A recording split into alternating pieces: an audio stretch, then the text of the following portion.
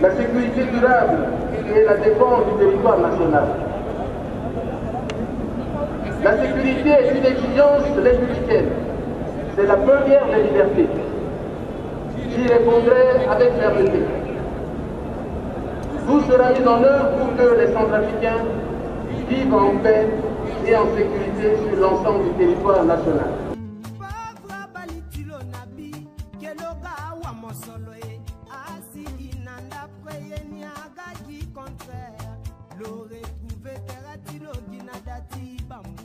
La violence a repris à Bia il y a de cela 6 mois. Bia, c'est un chaos total. Depuis presque 1 an, les violences sporadiques se sont transformées en un conflit qui s'intensifie et des exactions de masse envers les populations.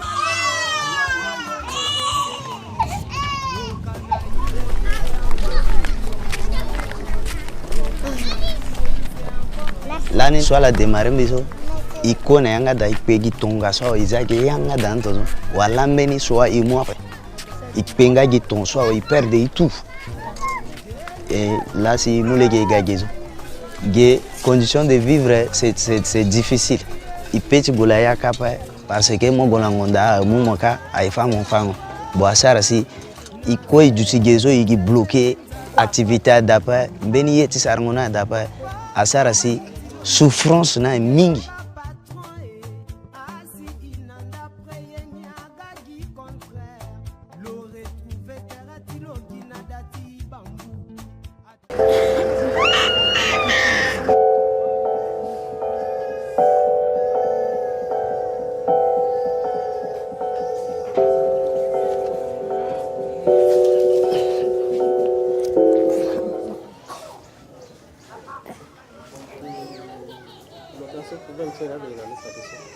C'est venu.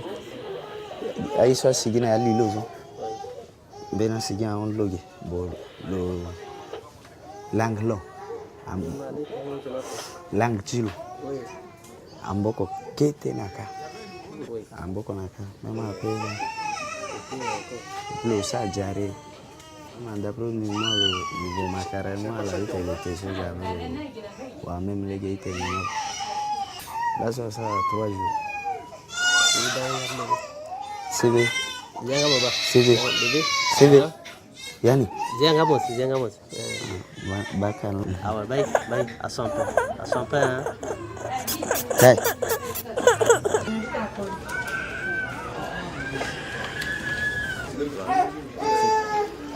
Bah oui, on connaît pas ça, madame. Merci, madame. Merci.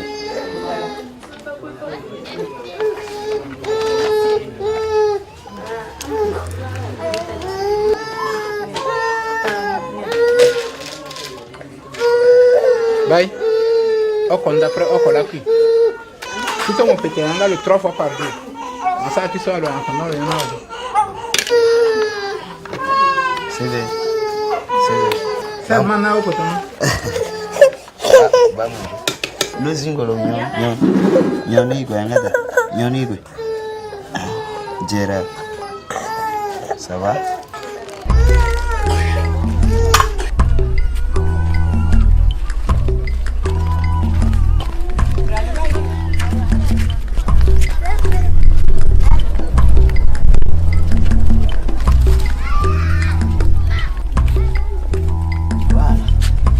Beto kwa sara mbi même dit tena mbi guka depuis son mbi pemika gizo mbi gunga kapa ti banga yeso passé kapa wala dabini angba tonne wala positionner tonne kumba c'est-à-dire appuyer ni tchak donc giela c'est mon ba ambena famille so ainga yi amuna mbia bongwanye c'est mon ba mbi yuso mais franchement mbi sigina yako mon ba men ko litonzo on a problème 4-5 jours wangu tengo kwa facile ajo aussi en d'autres la pesa ajo en d'autres ala ndie menge aba menge nizo ala zazo so ala kono mais gaje yena gangangu ala diminuer et puis malade en ngangu tala parce que ala wanjoni tite après personne c'est difficile, c'est très difficile.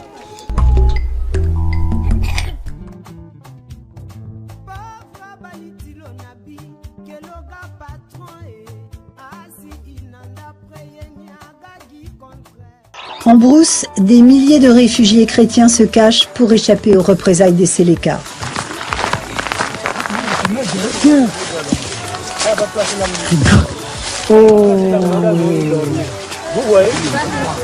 Bonjour. Merci beaucoup. Merci. Ça fait combien de temps qu'ils sont là? 3 jours même. Nous avons des problèmes pour manger. Ouais. Regardons ce que la femme l'a fait. Vous voyez ce que nous a préparé pour manger. Qu'allons-nous devenir? Donc nous voulons la paix pour que vraiment nous sortons de cette situation que nous qui nous pique.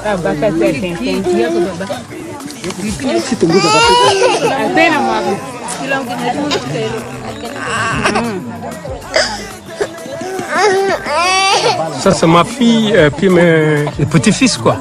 C'est mon épousé là-bas. Vous voyez comment nous vivons ici? C'est très malheureux. Il y a des serpents, des reptiles, des serpents qui peuvent venir nous mordre ici. Les Séléka se sont vengés pour tomber sur nous. Alors on ne sait pas pourquoi. Ils ont promis de venir nous cercler tous. Incendier des maisons. Pour nous incendier des maisons, tuer des enfants, faire tout cela. Ils ont promis de venir nous se venger sur nous. Actuellement, on a eu peur.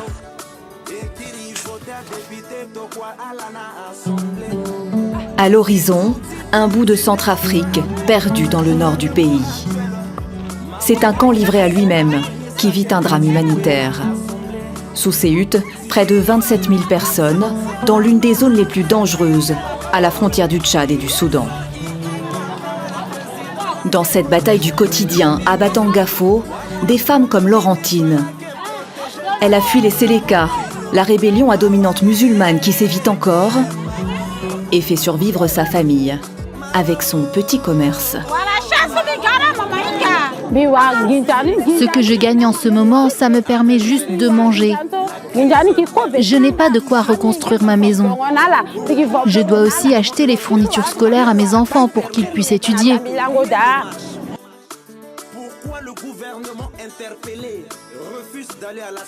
Le viol, cauchemar permanent de ces rescapés, ce qui vient hanter leur nuit. Beaucoup continuent à le subir, comme Hermine. La jeune fille est comme assignée à résidence dans ce camp. J'ai croisé des hommes armés, ils m'ont demandé si j'étais musulmane. Si j'avais été chrétienne, ils m'auraient tuée. Mais là, ils m'ont dit qu'il fallait juste que je couche avec eux. Le site déplacé est devenu un site invivable où il y a des groupes armés. Ils sont nombreux, ils sont en armes. Et ça fait que le site ne répond plus aux critères d'un refuge pour les déplacés. Pour ces quelques 30 000 d'années, la guerre est donc loin d'être terminée. Spécialement pour les femmes de Batangafo.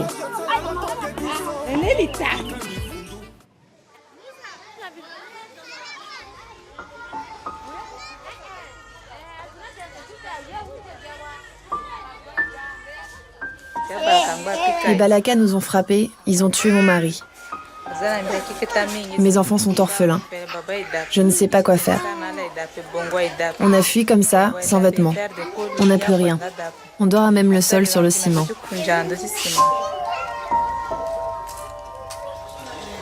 Ils ont dit qu'ils allaient me tuer et m'enlever le bébé du ventre.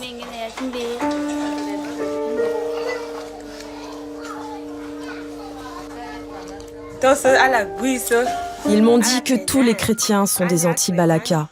Tous, même les enfants.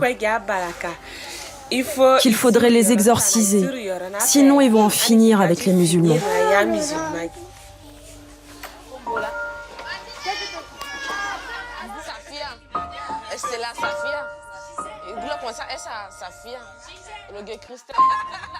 Elle s'appelle Nourachem, Amina, Tana.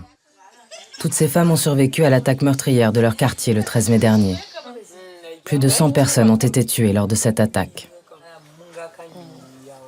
Avec leur famille, elles ont trouvé refuge à la cathédrale de leur ville, Bangassou. Elles y vivent désormais comme des réfugiés, à moins de 2 kilomètres de chez elles. Ce matin, Dana tient compagnie à sa tante, Mariam. Elle a accouché ici même quelques heures plus tôt, dans cette clinique mobile de Médecins sans frontières. Le bébé va bien. Le bébé va bien. Il se porte bien. La maman aussi. Le bébé de Mariam est déjà le 21e enfant à naître ici depuis 4 mois.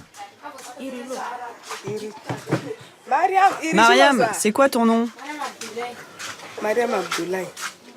Elle a couché ici dans la clinique à la maternité. Pour aller à l'hôpital, non, les femmes ne veulent pas, ils ont peur. Parce qu'il y a les balakas. On ne peut pas aller là-bas. Si quelqu'un part là-bas, on l'arrête, on le tue. Dana a 18 ans. Sa maison a été détruite lors de l'attaque du 13 mai. Depuis 4 mois, elle s'ennuie. Elle aimerait aller à la capitale, Bangui, pour finir ses études. Mais personne ne peut quitter le camp, par crainte des milices anti-Balaka, les milices chrétiennes. Ils ne veulent pas de nous. Ils ont dit qu'on doit quitter, que nous ne sommes que des étrangers dans ce pays. C'est ce qu'ils ont dit, que nous sommes des étrangers, on n'a pas notre place parmi eux. Pour eux, ils se sont dit que non, il ne doit plus y avoir des musulmans en RCA. Que ce n'est pas ici chez nous, qu'on doit retourner en Tchad. Non, nous ne sommes pas des Tchadiens et des Tchadiennes. Nous sommes des Centrafricains. On est nés ici en RCA, on a grandi ici en RCA. Maintenant, ils ont encore des armes à la main. On vient nous parler de paix pour nous dire de repartir là-bas. Et ils ont encore des armes. Est-ce que c'est normal? Personne, aucune personnalité de ce pays n'est venue nous voir. Il n'y a que ceux qui viennent de loin qui nous parlent de paix. Nous, on est nés à Bangassou et cette terre nous aime.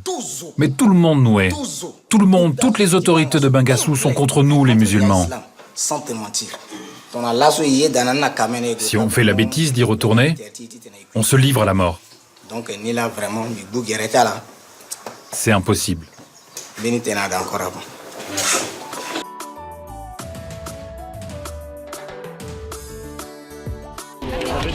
Marguerite vit dans le clan Lazare avec 5000 autres déplacés.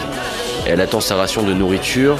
Son mari a été tué il y a 4 ans et pour nourrir ses 3 enfants, elle dépend de cette maigre assistance humanitaire et doit ensuite se débrouiller. Ça, c'est pour manger pendant une semaine.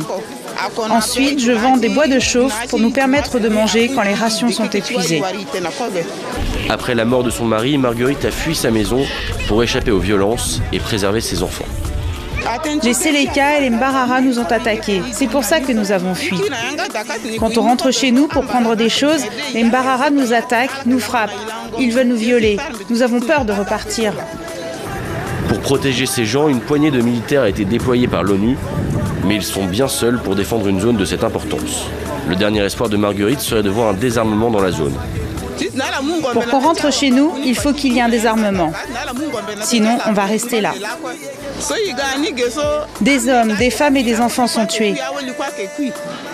Malheureusement, on ne désarme pas ces hommes. C'est malheureux. Je préfère rester là et vivre que de rentrer chez moi et mourir. Au total, ce sont environ 40 000 personnes réparties à Kagabandoro, à quelques kilomètres de la frontière nord de la Centrafrique, qui sont dans la même situation que Marguerite et qui attendent le jour où ils pourront rentrer chez eux sans craindre pour leur vie.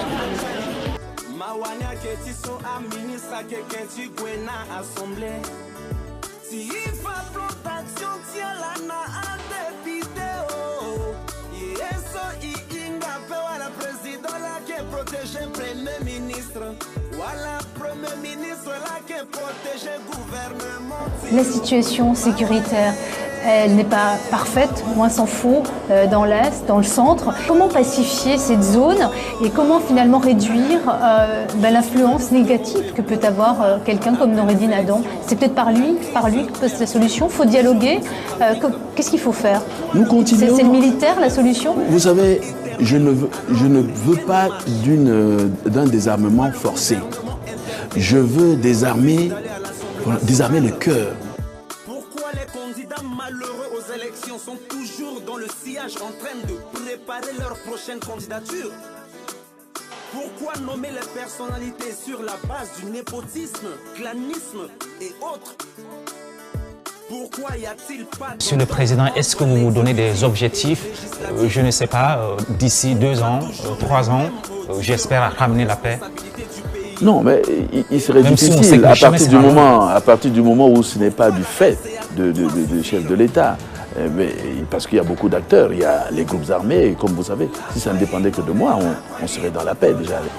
La scène n'est que trop familière en Centrafrique. Des milliers de déplacés installés dans l'urgence sur un site inapproprié. Certains ont récupéré des bâches dans leur fuite et tentent de se construire un abri de fortune. D'autres sont exposés là, aux morsures du soleil et du froid de la nuit. Qu'importe les conditions, ils sont venus chercher la protection de la MINUSCA, la mission de l'ONU dans le pays, basée à quelques mètres de là. On a brûlé toutes les maisons. Il y a eu beaucoup de morts. Beaucoup de morts, vraiment. Mercredi dernier, les rebelles de l'ex-Seleka vengent la mort d'un des leurs, tué par une flèche alors qu'il tentait de voler un groupe électrogène. Et une fois de plus, les civils sont la cible des représailles. La plupart étaient déjà déplacés sur le site de l'évêché. Bilan, 30 morts, dont 12 assaillants tués par les casques bleus. Rien, ni personne n'a été épargné par les attaques et les pillages. Même les bureaux d'ONG ont été pris pour cible. Les organisations humanitaires ont d'ailleurs suspendu leur activité, laissant les déplacés totalement démunis. Mais vraiment, c'est impossible. C'est vraiment très impossible. Nous qui sommes affectés ici, on va faire comment? On va faire comment?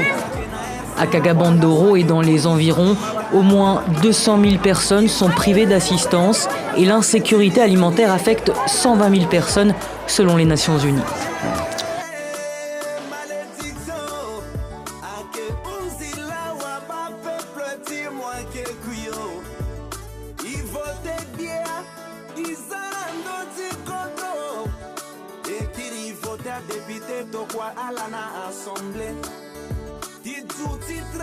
Entre un peuple, un gouvernement actuel. Mawania qui sont à ministre, qui est assemblée. Si il